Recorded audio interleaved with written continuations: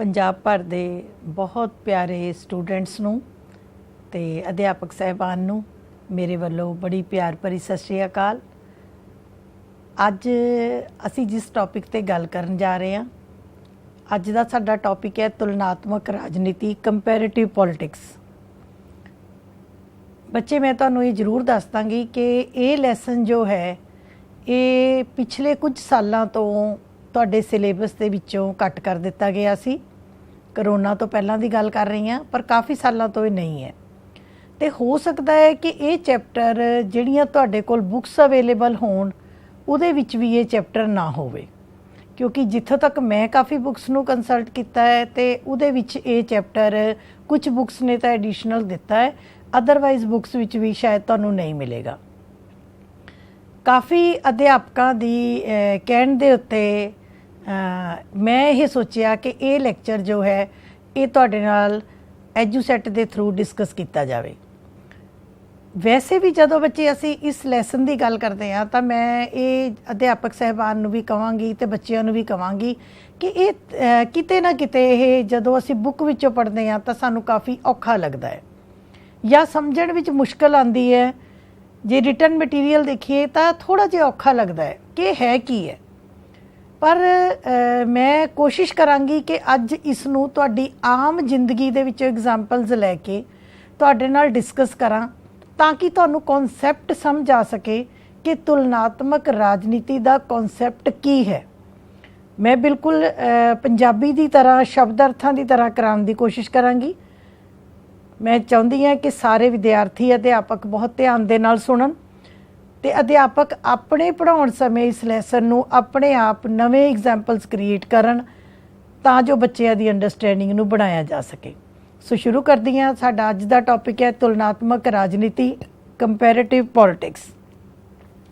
सब तो पहला तुलनात्मक राजनीति किस नूं कहा जाता है?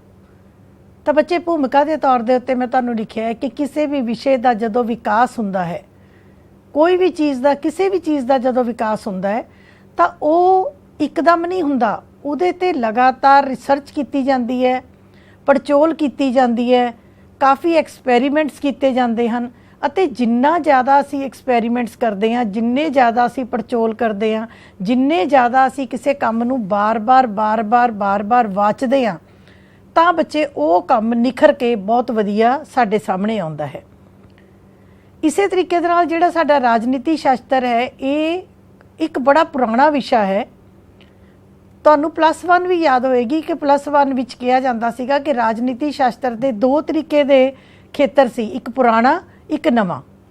पुराने राजनीति शास्त्र वालियां ने राज दे उत्ते, सरकार दे उत्ते, कानून दे उत्ते, संस्थावां ते जोर दिता, पर नवे राजनीति शास्त्र वाले कहते हैं कि पुराने राज बारे भी पढ़ांगे, सरकार बारे भी पढ़ांगे, कानून बारे भी पढ़ांगे, पर इहदे नाल नाल हर वो तत्त जो सीधे तौर ते जां असिधे तौर ते डायरैक्टली और इनडायरैक्टली साडी राजनीति नूं प्रभावित करेगा, उन्हां नूं भी असी राजनीति शास्त्र दे अधीन पढ़ांगे। सो इसे कारण +1 दे विच तुहाडा पहला चैप्टर राजनीति शास्त्र दे अर्थ वाला सी, जदों कि +2 दे विच तुहाडा पहला चैप्टर पोलीटिकल सिस्टम राजनीतिक प्रणाली वाला है। जे तुसी राजनीतिक प्रणाली का लैसन बहुत ध्यान नाल पढ़िया है तो उस लैसन का निचोड़ यही है कि अज दी राजनीति, अज दा राजनीतिक विज्ञान सिर्फ पुरानियां संस्थावां तक ही सीमित नहीं, बल्कि हर वो तत्थ जो सीधे जां असिधे तौर दे उत्ते साडी राजनीति नूं प्रभावित कर रहा है, किसी भी देश की राजनीति नूं प्रभावित कर रहा है, उसनूं असी अज जरूर उस तत्त नूं देखांगे, उसनूं जरूर वाचण की कोशिश करांगे। सो इसे उद्देश नूं लैके तुलनात्मक राजनीति नाम दे नवे कॉन्सैप्ट ने जन्म लिया। हुण जदों असी गल करते हैं तुलनात्मक राजनीति तो देखो 2 शब्दों तो मिलके बनया है, 2 वर्ड ने बेटे, तुलनात्मक राजनीति। ठीक है जी, तुलनात्मक राजनीति। तुलनात्मक मतलब तुलना करनी, कंपैरिजन करना। राजनीति मैंने राजनीति का कंपैरिजन करना। जे तुसी इस अखर नूं ध्यान नाल समझ जाओगे, मैनूं लगदा अद्धा लैसन तुहानूं हुणे समझ आ जाना। तुलनात्मक राजनीति मतलब असी राजनीति की तुलना करनी है। किहड़ी राजनीति की तुलना करनी है ते क्यों करनी है, सानू तुलना की लोड़ ही क्यों पई। इस तो पहला मैं तुहानू एक सिंपल जिहा एग्जाम्पल देवांगी, तुहाडा मनोरंजन भी हो जाएगा, तुहानू गल भी समझ आ जाएगी। बच्चे असी तुलना क्यों करते हैं, सोचण वाली गल है। ठीक है, मन लो तुहाडे पेरेंट्स ने तुहाडे वड्डे भरा दे लई कुड़ी देखनी है, रिश्ता करना चाहुंदे ने, विआह करना चाहुंदे ने, वड्डे भरा दा कुड़ी देखण गए। सिंपल गल है, एक कुड़ी देखी, दूसरी देखी, तीसरी देखी, चौथी देखी, फिर घर आके डिस्कस किया भी फलानी कुड़ी दे भी वाल बहुत सोहणे सी, शक्ल बहुत सोहनी है, पर दूजी कुड़ी पढ़ी लिखी बहुत है। जिहड़ी ये तीसरी कुड़ी है ये पढ़ी लिखी घट है पर सुचज्जी बहुत है, खानदान बहुत वधिया है। असी तुलना कर रहे हैं, मेरा पॉइंट नोट करन दी कोशिश करियो, असी तुलना कर रहे हैं, कुड़ियां दे विच कंपैरिजन कर रहे हैं। एक होर एग्जाम्पल दिन्नी आ, मान लो तुसी साबण खरीदण चले गए, असी कहते हैं कि ये साबण खरीदना, लक्स साबण है, इहदा रेट घट है, ये चक्की बहुत छोटी है, डव साबण है, ये महंगा जरूर है पर ये बड़ा मॉइस्चराइज वधिया करता है। असी तुलना करते हैं, जदों भी असी चीज़ खरीदते हैं, जदों भी असी कोई काम करते हैं, असी 3 4 5 की तुलना करते हाँ। और असी तुलना करते क्यों आ, सोचने वाली गल है भी असी तुलना क्यों करते हैं।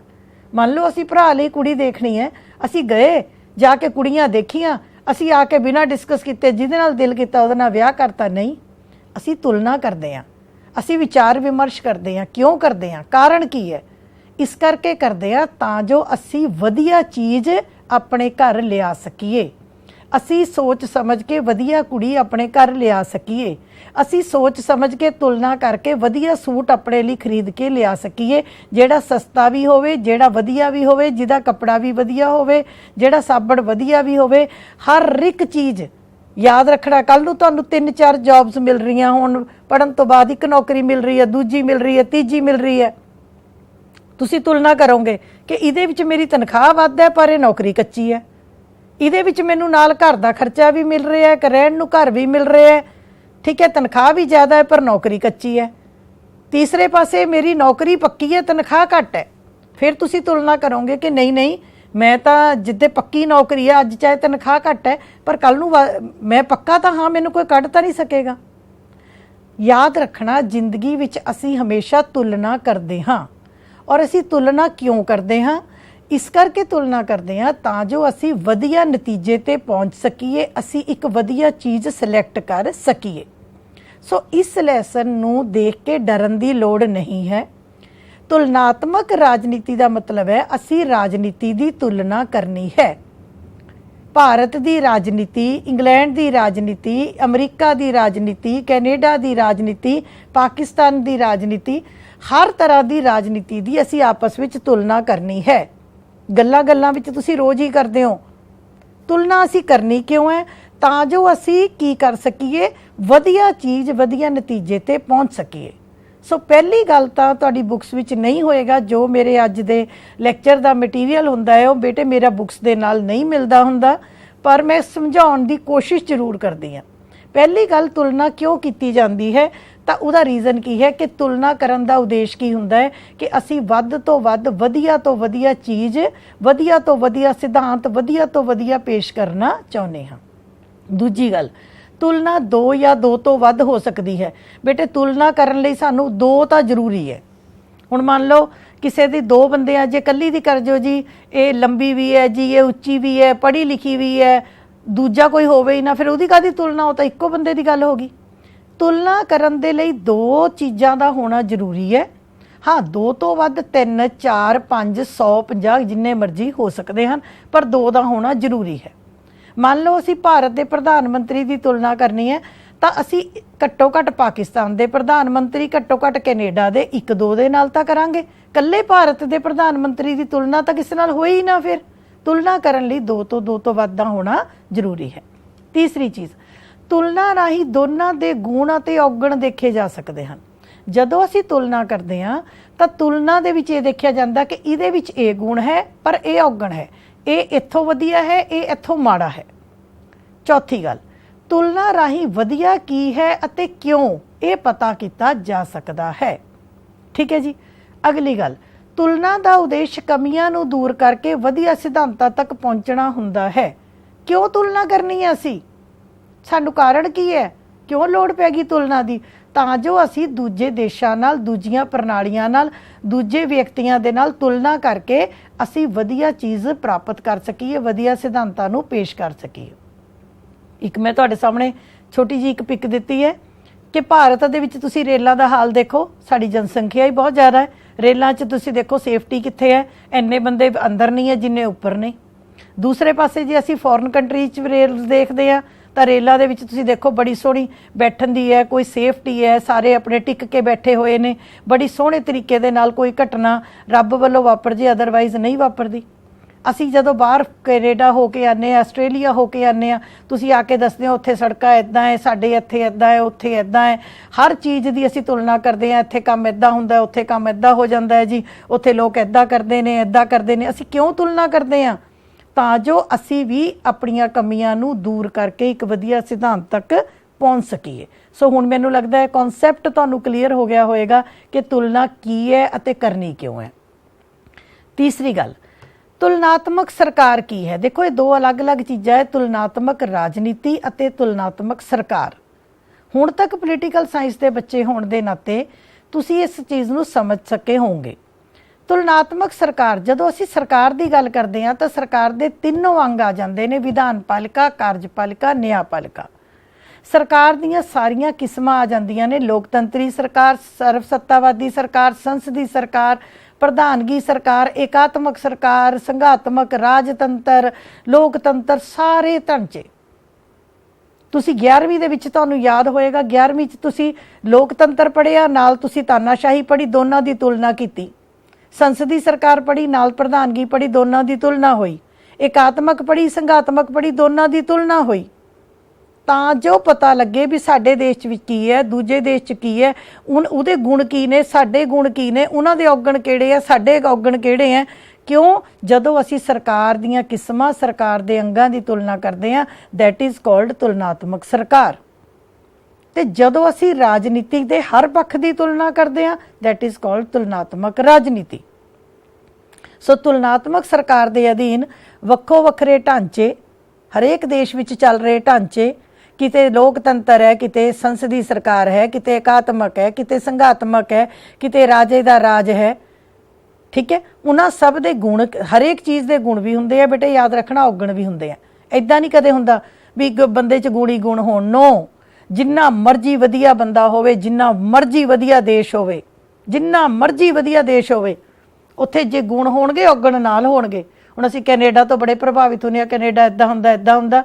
ਔਰ ਜੇ ਜਿੱਥੋਂ ਤੱਕ ਮੈਂ ਕੈਨੇਡਾ ਨੂੰ ਘੋਖਿਆ, ਅਤੇ ਜੇ ਕੈਨੇਡਾ ਵਿੱਚ ਜੇ ਤੁਸੀਂ ਬਿਮਾਰ ਪੈ ਜਾਓ, ਇੱਕਦਮ ਤੁਹਾਨੂੰ ਦਵਾਈ ਦੀ ਲੋੜ ਪੈ ਜੇ, ਤੁਹਾਨੂੰ ਆਪਰੇਸ਼ਨ ਦੀ ਲੋੜ ਪੈ ਜੇ, ਉੱਥੇ ਤੁਹਾਡੀ ਬੱਸ ਚੀਕਾਂ ਨਿਕਲ ਜਾਂਦੀਆਂ ਨੇ। ਜਦੋਂ ਕਿ ਜੇ ਅਸੀਂ ਆਪਣੇ ਦੇਸ਼ ਵਿੱਚ ਦੇਖੀਏ ਤਾਂ ਸਾਡੇ ਦੇਸ਼ ਵਿੱਚ ਤੁਸੀਂ ਬਿਮਾਰ ਹੁੰਦੇ ਹੋ, ਮੈਂ ਕਹਿੰਦੀ ਪਹਿਲਾਂ ਤਾਂ ਨੰਬਰ 'ਤੇ ਕੈਮਿਸਟਰੀ ਸਾਨੂੰ ਠੀਕ ਕਰ ਦਿੰਦਾ ਹੈ। ਦੂਸਰੀ ਗੱਲ, ਸਾਡੇ ਡਾਕਟਰਸ ਇੰਨੇ ਨੇ, ਹਸਪੀਟਲ ਇੰਨੇ ਨੇ, ਸਾਨੂੰ ਕੋਈ ਪ੍ਰੋਬਲਮ ਨਹੀਂ ਆਉਂਦੀ। ਜੇ ਇੱਥੇ ਕੈਨੇਡਾ 'ਚ ਗੁਣ ਬੜੇ ਨੇ, ਉੱਥੇ ਔਗਣ ਵੀ ਨੇ। ਜੇ ਸਾਡੇ ਵਿੱਚ ਔਗਣ ਨੇ ਤਾਂ ਸਾਡੇ ਵਿੱਚ ਗੁਣ ਵੀ ਬਹੁਤ ਨੇ। ਸੋ ਯਾਦ ਰੱਖਣਾ, ਗੁਣ ਵੀ ਹੋਣਗੇ ਹਰੇਕ ਢਾਂਚੇ ਵਿੱਚ ਅਤੇ ਔਗਣ ਵੀ ਹੋਣਗੇ। ਆਪਾਂ ਗੁਣਾਂ ਤੇ ਔਗਣਾਂ ਨੂੰ ਕੰਪੇਅਰ ਕਰਕੇ ਬੈਸਟ ਚੀਜ਼ ਲਿਆਉਣ ਦੀ ਕੋਸ਼ਿਸ਼ ਕਰਨੀ ਹੈ। ਅਗਲੀ ਗੱਲ, ਇੱਕੋ ਜਿਹੀ ਸ਼ਾਸਨ ਪ੍ਰਣਾਲੀਆਂ ਦੀ ਤੁਲਨਾ ਵੀ ਕਰਨੀ ਜ਼ਰੂਰੀ ਹੈ। ਭਾਰਤ ਵਿੱਚ ਵੀ ਲੋਕਤੰਤਰ ਹੈ, ਇੰਗਲੈਂਡ ਵਿੱਚ ਵੀ ਲੋਕਤੰਤਰ ਹੈ, ਅਮਰੀਕਾ 'ਚ ਵੀ ਲੋਕਤੰਤਰ ਹੈ, ਇੱਕੋ ਜਿਹੀ ਪ੍ਰਣਾਲੀ ਹੈ, ਫਿਰ ਵੀ ਅਸੀਂ ਕੰਪੈਰੀਜ਼ਨ ਕਰ ਸਕਦੇ ਹਾਂ। ਅਗਲੀ ਸਲਾਈਡ 'ਚ ਅਸੀਂ ਕਰਾਂਗੇ। ਤੁਹਾਨੂੰ ਸ਼ਾਇਦ ਯਾਦ ਹੋਏਗਾ ਕਿ ਅਰਸਤੂ ਨੇ 158 ਸੰਵਿਧਾਨਾਂ ਦੀ ਤੁਲਨਾ ਕੀਤੀ ਸੀ। ਉਹ ਕਿਉਂ ਕੀਤੀ ਸੀ? 158 ਦੇਸ਼ਾਂ ਦੇ ਸੰਵਿਧਾਨਾਂ ਦੀ ਤੁਲਨਾ ਅਰਸਤੂ ਨੇ ਕੀਤੀ। ਕਿਉਂ ਕੀਤੀ? ਤਾਂ ਜੋ ਤੁਲਨਾ ਕਰਕੇ ਵਧੀਆ ਸੰਵਿਧਾਨ ਦੇ ਕਿਹੜੇ ਗੁਣ ਹਨ, ਕਿਵੇਂ ਵਧੀਆ ਸੰਵਿਧਾਨ ਬਣਾਇਆ ਜਾਂਦਾ ਹੈ, ਇਸ ਦੇ ਉੱਤੇ ਨਤੀਜੇ ਤੇ ਪਹੁੰਚਿਆ ਜਾ ਸਕੇ। ਅਗਲੀ ਗੱਲ, ਤੁਲਨਾਤਮਕ ਰਾਜਨੀਤੀ ਕੀ ਹੈ? ਪਿੱਛੇ ਮੈਂ ਤੁਹਾਨੂੰ ਦੱਸਿਆ ਤੁਲਨਾਤਮਕ ਸਰਕਾਰ ਕੀ ਹੈ। ਉਹਦੇ 'ਚ ਕੀ ਹੈ ਕਿ ਸਰਕਾਰ ਦੇ ਅੰਗਾਂ ਦੀ ਤੁਲਨਾ ਕਰਨੀ, ਸਰਕਾਰ ਦੀ ਕਿਸਮਾਂ ਦੀ ਤੁਲਨਾ ਕਰਨੀ, ਉਹਨਾਂ ਦੀ ਵਰਕਿੰਗ ਕੈਪੈਸਿਟੀ ਦੀ ਤੁਲਨਾ ਕਰਨੀ। ਤੁਲਨਾਤਮਕ ਰਾਜਨੀਤੀ ਕੀ ਹੈ? ਜਦੋਂ ਅਸੀਂ ਉਹ ਸਾਰੇ ਤੱਥ, ਉਹ ਸਾਰੇ ਹਾਲਾਤ, ਉਹ ਸਾਰੀਆਂ ਸੰਸਥਾਵਾਂ ਜੋ ਸਿੱਧੇ ਜਾਂ ਅਸਿੱਧੇ ਤੌਰ ਤੇ ਰਾਜਨੀਤੀ ਨੂੰ ਪ੍ਰਭਾਵਿਤ ਕਰਦੇ ਹਨ। ਜਦੋਂ ਅਸੀਂ ਰਾਜਨੀਤੀ ਨਾਲ ਸੰਬੰਧਿਤ ਹਰ ਇੱਕ ਗੱਲ ਨੂੰ ਧਿਆਨ ਵਿੱਚ ਰੱਖ ਕੇ ਤੁਲਨਾ ਕਰਦੇ ਹਾਂ ਤਾਂ ਉਹ ਕੀ ਬਣ ਜਾਂਦਾ ਹੈ? ਤੁਲਨਾਤਮਕ ਰਾਜਨੀਤੀ। ਆਈ ਰਿਪੀਟ ਕਿ ਜਦੋਂ ਅਸੀਂ ਰਾਜਨੀਤੀ ਨਾਲ ਸੰਬੰਧਿਤ ਹਰੇਕ ਚੀਜ਼ ਦੀ ਤੁਲਨਾ ਕਰਕੇ, ਹਰੇਕ ਪੱਖ ਦੀ ਤੁਲਨਾ ਕਰਕੇ ਜਦੋਂ ਅਸੀਂ ਕੁਝ ਇੱਕ ਨਤੀਜੇ ਤੇ ਪਹੁੰਚਦੇ ਹਾਂ ਤਾਂ ਦੈਟ ਇਜ਼ ਕਾਲਡ ਤੁਲਨਾਤਮਕ ਰਾਜਨੀਤੀ। ਤੁਹਾਡੇ ਪਹਿਲੇ ਲੈਸਨ ਦੇ ਵਿੱਚ +2 ਦੇ ਪਹਿਲੇ ਲੈਸਨ ਵਿੱਚ ਪੋਲੀਟੀਕਲ ਸਿਸਟਮ ਦੇ ਵਿੱਚ ਇਹ ਸਾਰਾ ਕੁਝ ਹੈ ਕਿ ਹਰੇਕ ਉਹ ਤੱਤ ਜੋ ਸਿੱਧੇ ਜਾਂ ਅਸਿੱਧੇ ਤੌਰ ਤੇ ਰਾਜਨੀਤੀ ਨੂੰ ਪ੍ਰਭਾਵਿਤ ਕਰਦਾ ਹੈ ਉਹ ਸਭ ਰਾਜਨੀਤਿਕ ਪ੍ਰਣਾਲੀ ਦੇ ਘੇਰੇ ਅਧੀਨ ਆਉਂਦਾ ਹੈ। ਧਿਆਨ ਨਾਲ ਦੇਖਿਓ, YouTube ਤੇ ਲੈਕਚਰਸ ਵੀ ਪਏ ਨੇ, ਧਿਆਨ ਨਾਲ ਸੁਣੋ।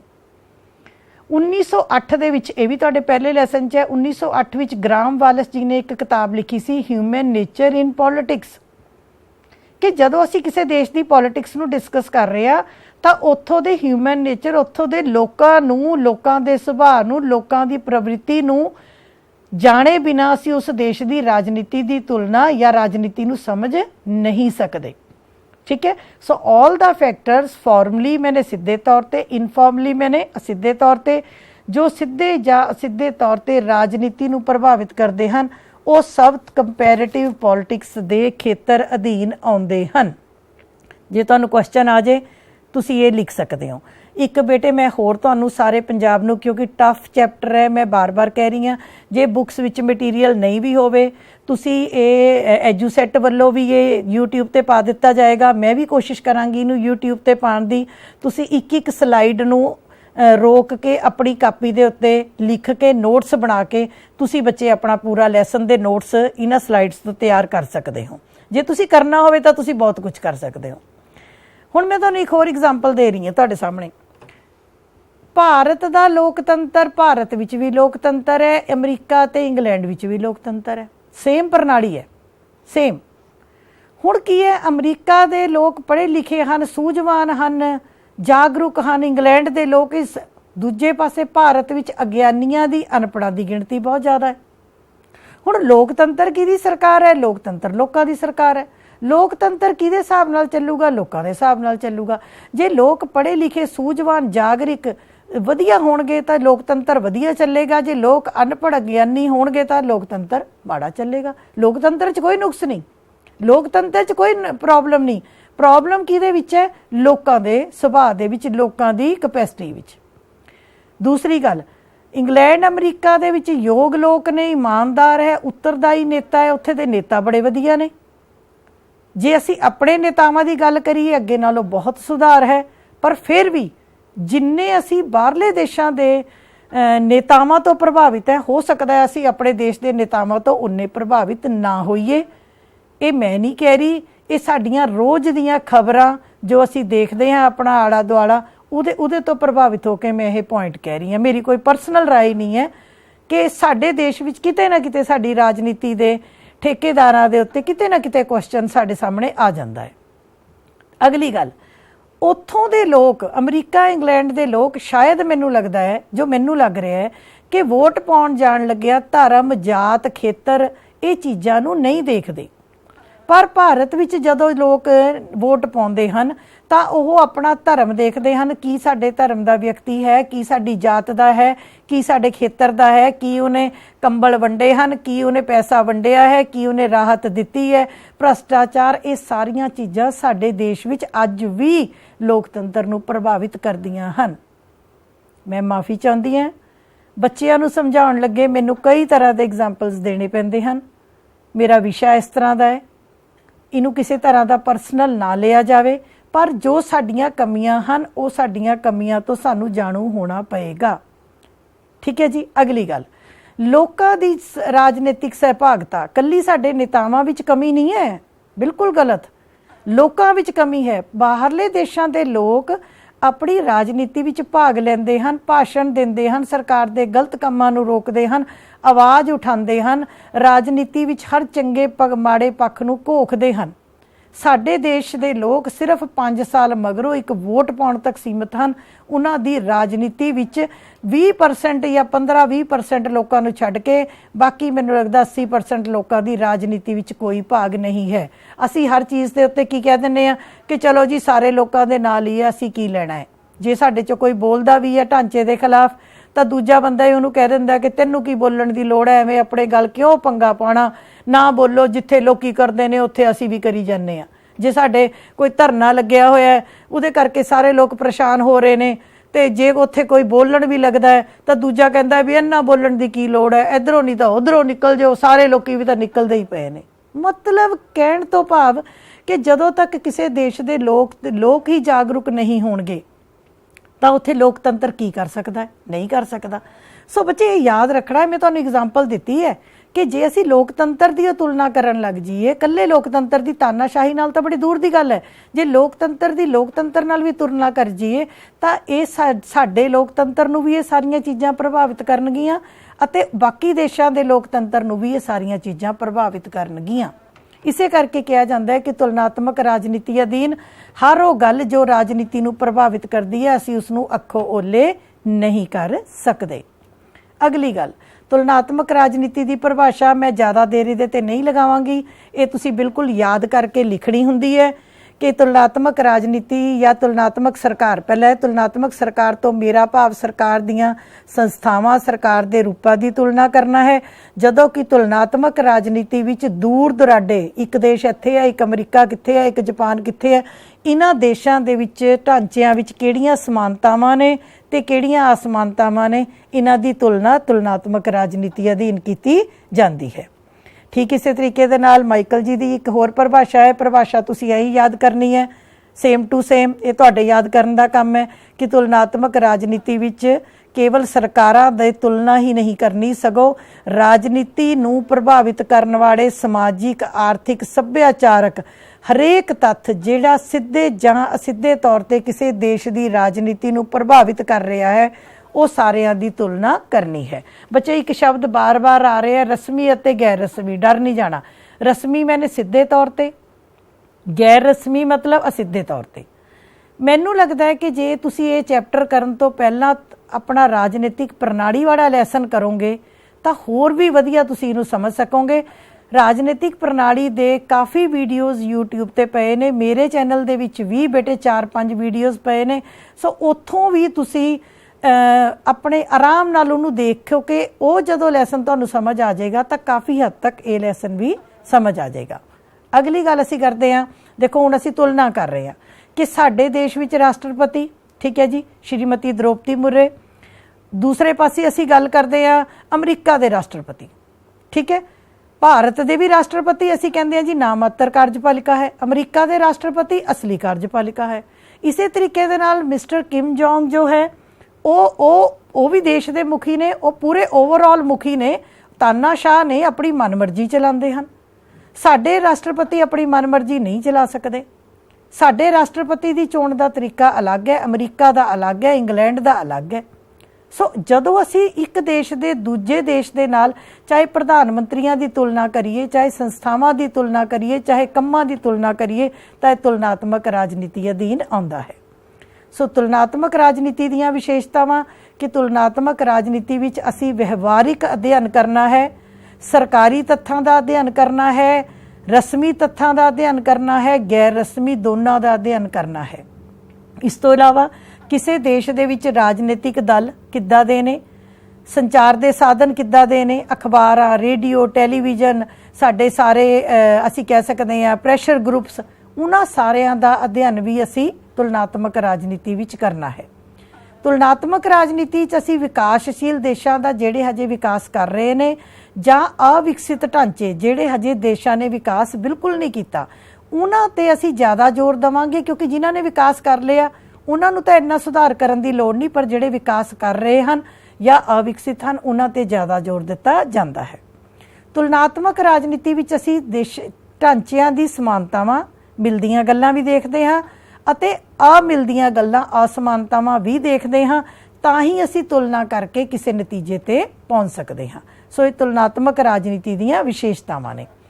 ਅੱਗੇ ਹੈ ਤੁਲਨਾਤਮਕ ਰਾਜਨੀਤੀ ਦਾ ਖੇਤਰ, ਕਿ ਤੁਲਨਾਤਮਕ ਰਾਜਨੀਤੀ ਵਿੱਚ ਅਸੀਂ ਕੀ ਪੜ੍ਹਦੇ ਹਾਂ।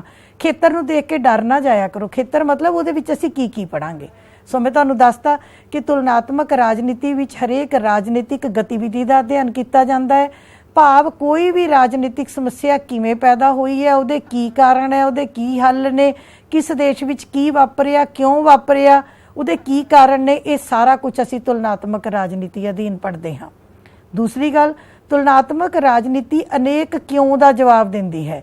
ਭਾਰਤ ਵਿੱਚ ਸੰਸਦੀ ਸਰਕਾਰ ਕਿਉਂ ਅਸਫਲ ਸੀ, ਇੰਗਲੈਂਡ ਵਿੱਚ ਕਿਉਂ ਸਫਲ ਹੈ, ਸਾਡੇ ਦੇਸ਼ ਵਿੱਚ ਨੇਤਾ ਇਦਾਂ ਕਿਉਂ ਕਰਦੇ ਹਨ, ਬਾਹਰਲੇ ਦੇਸ਼ਾਂ ਵਿੱਚ ਇਹ ਕੰਮ ਇਦਾਂ ਕਿਉਂ ਹੋ ਜਾਂਦਾ ਹੈ, ਸਾਡੇ ਦੇਸ਼ ਵਿੱਚ ਕਿਉਂ ਨਹੀਂ ਹੁੰਦਾ, ਕਿਹੜੀਆਂ ਗੱਲਾਂ, ਹਰੇਕ ਕਿਉਂ ਜੋ ਤੁਸੀਂ ਜਾਣਨਾ ਚਾਹੁੰਦੇ ਹੋ ਉਹ ਤੁਸੀਂ ਕਦੋਂ ਜਾਣ ਸਕਦੇ ਹੋ, ਜਦੋਂ ਤੁਸੀਂ ਕੰਪੇਅਰ ਕਰਦੇ ਹੋ, ਜਦੋਂ ਤੁਸੀਂ ਸਟੱਡੀ ਕਰਦੇ ਹੋ, ਤਾਂ ਹੀ ਤੁਹਾਡੇ ਕਈ ਕਿਉਂ ਦਾ ਜਵਾਬ ਤੁਲਨਾਤਮਕ ਰਾਜਨੀਤੀ ਦਿੰਦੀ ਹੈ। ਇਸ ਤੋਂ ਇਲਾਵਾ ਤੁਲਨਾਤਮਕ ਰਾਜਨੀਤੀ ਵਿੱਚ ਅਸੀਂ ਸ਼ਕਤੀ ਬਾਰੇ ਪੜਾਂਗੇ, ਅਸੀਂ ਸੱਤਾ ਬਾਰੇ ਪੜਾਂਗੇ, ਤਾਨਾਸ਼ਾਹੀ ਵਿੱਚ ਸ਼ਕਤੀ ਕਿਹਦੇ ਕੋਲ ਹੈ, ਲੋਕਤੰਤਰ ਵਿੱਚ ਸ਼ਕਤੀ ਕਿਹਦੇ ਕੋਲ ਹੈ, ਕਿਹਦਾ ਰਾਸ਼ਟਰਪਤੀ ਜ਼ਿਆਦਾ ਪਾਵਰਫੁਲ ਹੈ, ਤਾਨਾਸ਼ਾਹ ਕਿਹੜਾ ਪਾਵਰਫੁਲ ਹੋਇਆ, ਕੀ ਕਾਰਨ ਹੋਏ ਨੇ। ਸੋ ਸ਼ਕਤੀ ਦੇ ਬਾਰੇ ਵਿੱਚ ਵੀ ਅਸੀਂ ਤੁਲਨਾਤਮਕ ਰਾਜਨੀਤੀ ਅਧੀਨ ਪੜ੍ਹਦੇ ਹਾਂ। ਇਸ ਤੋਂ ਇਲਾਵਾ ਕੰਪੈਰੀਜ਼ਨ ਆਫ ਕਨਸਟੀਟਿਊਸ਼ਨਸ, ਇੱਕ ਦੇਸ਼ ਦਾ ਦੂਜੇ ਦੇਸ਼ ਦੇ ਸੰਵਿਧਾਨਾਂ ਦੇ ਨਾਲ ਅਧਿਐਨ। ਜਿਵੇਂ ਮੈਂ ਤੁਹਾਨੂੰ ਦੱਸਿਆ ਸੀਗਾ ਕਿ ਅਰਸਤੂ ਜੀ ਨੇ ਵੀ 158 ਸੰਵਿਧਾਨਾਂ ਦਾ ਅਧਿਐਨ ਕੀਤਾ। ਸਾਡੇ ਦੇਸ਼ ਵਿੱਚ ਕੀ ਹੈ, ਦੂਜੇ ਦੇਸ਼ ਵਿੱਚ ਕੀ ਹੈ, ਉੱਥੇ ਕਿਹੜੀ ਵਧੀਆ ਪ੍ਰਣਾਲੀ ਹੈ, ਸਾਡੇ ਕੀ ਵਧੀਆ ਹੈ। ਸੋ ਸੰਵਿਧਾਨਾਂ ਦਾ ਅਧਿਐਨ ਵੀ ਤੁਲਨਾਤਮਕ ਰਾਜਨੀਤੀ ਦੇ ਖੇਤਰ ਅਧੀਨ ਆਉਂਦਾ ਹੈ। ਇਸੇ ਤਰੀਕੇ ਨਾਲ ਤੁਲਨਾਤਮਕ ਰਾਜਨੀਤੀ ਅਧੀਨ ਰਾਜਨੀਤਿਕ ਸਮਾਜੀਕਰਨ ਅਤੇ ਸੱਭਿਆਚਾਰ, ਇਹ ਦੋ ਕਨਸੈਪਟ ਬੇਟੇ, ਦੋ ਨਵੇਂ ਲੈਸਨ ਨੇ ਜਿਹੜੇ ਕਿ ਆਉਣ ਵਾਲੇ ਸਮੇਂ 'ਚ ਅਸੀਂ ਤੁਹਾਨੂੰ YouTube ਤੋਂ ਜ਼ਰੂਰ ਸਮਝਾਵਾਂਗੇ। ਉਦੋਂ ਤੁਹਾਨੂੰ ਇਹ ਪੁਆਇੰਟ ਸਮਝ ਆਏਗਾ ਜ਼ਿਆਦਾ। ਇਹਦਾ ਅਧਿਐਨ ਵੀ ਅਸੀਂ ਕਰਦੇ ਹਾਂ। ਅਗਲੀ ਗੱਲ, ਤੁਲਨਾਤਮਕ ਰਾਜਨੀਤੀ ਅਧੀਨ ਲੋਕਾਂ ਦੀ ਰਾਜਨੀਤਿਕ ਸਹਿਭਾਗਤਾ ਮੈਨੇ ਲੋਕ ਰਾਜਨੀਤੀ ਵਿੱਚ ਕਿੰਨਾ ਕੁ ਇਨਵੋਲਵ ਹੁੰਦੇ ਨੇ, ਲੋਕ ਕਿੰਨਾ ਕੁ ਭਾਗ ਲੈਂਦੇ ਨੇ, ਲੋਕਾਂ ਵੱਲੋਂ ਮੰਗਾਂ ਰੱਖੀਆਂ ਜਾਂਦੀਆਂ ਹੈ, ਲੋਕਾਂ ਵੱਲੋਂ ਸਰਕਾਰ ਵੱਲੋਂ ਨਿਰਣੇ ਰੱਖੇ ਜਾਂਦੇ ਆ, ਕੀ ਲੋਕ ਸਰਕਾਰ ਦੇ ਗਲਤ ਕੰਮਾਂ ਦੇ ਖਿਲਾਫ ਬੋਲਦੇ ਆ ਕਿ ਨਹੀਂ ਬੋਲਦੇ ਆ। ਜਦੋਂ ਤੱਕ ਕਿਸੇ ਦੇਸ਼ ਦੇ ਲੋਕ ਰਾਜਨੀਤਿਕ ਸਹਿਭਾਗਤਾ ਵਿੱਚ ਭਾਗ ਨਹੀਂ ਲੈਣਗੇ ਉਦੋਂ ਤੱਕ ਉਹ ਦੇਸ਼ ਵਿਕਾਸ ਨਹੀਂ ਕਰ ਸਕਦਾ। ਇਸ ਤੋਂ ਇਲਾਵਾ ਸਰਕਾਰ ਦੇ ਵੱਖ-ਵੱਖ ਅੰਗਾਂ ਦੀ ਤੁਲਨਾ ਮੈਂ ਤੁਹਾਨੂੰ ਦੱਸ ਬੈਠੀ ਹਾਂ। ਇਸ ਤੋਂ ਇਲਾਵਾ ਗੈਰ ਰਾਜਨੀਤਿਕ ਤੱਥ, ਧਰਮ, ਜਾਤ, ਭ੍ਰਿਸ਼ਟਾਚਾਰ, ਗਰੀਬੀ, ਸੰਚਾਰ ਦੇ ਸਾਧਨ, ਸਾਡੇ ਪ੍ਰੈਸ਼ਰ ਗਰੁੱਪਸ, ਇਹਨਾਂ ਸਾਰੀਆਂ ਗੱਲਾਂ ਨੂੰ ਵੀ ਅਸੀਂ ਤੁਲਨਾਤਮਕ ਰਾਜਨੀਤੀ ਅਧੀਨ ਜ਼ਰੂਰ ਪੜਾਂਗੇ।